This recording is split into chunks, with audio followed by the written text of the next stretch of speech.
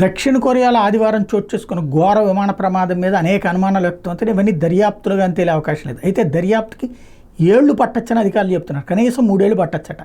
ఇక landing gear వైఫల్యం వల్లే ప్రమాదం జరిగిందని ప్రాథమికంగా నిర్ధారించిన పక్షి ఒకటి విమానం రెక్కల్లో చిక్కుందని ఓ ప్రయాణికుడు తన బంధువుకు పంపిన ఆఖరి సందేశంలో పేర్కొన్నారు. దీంతోపాటు రన్వే సరిపోలేదనే విమర్శలు వచ్చినాయి. అయితే వాటిని అధికారులు కొట్టేశారు. ఉదయం 9 గంటల 3 నిమిషాల సమయంలో ల్యాండింగ్ గేర్ తెరుచుకోకుండానే విమానాన్ని దించేందుకు పైలట్ ప్రయత్నించాడు. దీంతో అది వేగంగా దూసుకుపోయి గోడను ఢీకొట్టి పేలిపోయింది. పైలట్కి 6,823, కో పైలట్కి 1,650 ఫ్లయింగ్ గంటల అనుభవం ఉంది. కాబట్టి ఎక్స్పీరియన్స్ లేదనడానికి వీల్లేదు. ప్రమాదానికి ఖచ్చితమైన కారణాన్ని చెప్పలేమని దర్యాప్తు అనంతరం తేలుతుందని అధికారులు చెప్తున్నారు. విమానం ల్యాండ్ అయ్యాకే మంటల్లో చిక్కుకున్న అధిక మరణాలు సంభవించడానికి కారణాలు అర్థం కావడం లేదని మరొకసారి వైపుని చెప్తున్నారు. పక్షులు ఢీకొన్నందు వల్ల విమాన ప్రయాణం జరిగిందని భావించామని బతికి బట్టకట్టిన 2 సిబ్బందులు ఒకళ్ళు సహాయక సిబ్బందికి చెప్పారు. గాయపడిన వాళ్ళిద్దరికీ స్థానిక ఆసుపత్రిలో చికిత్స అందిస్తున్నారు.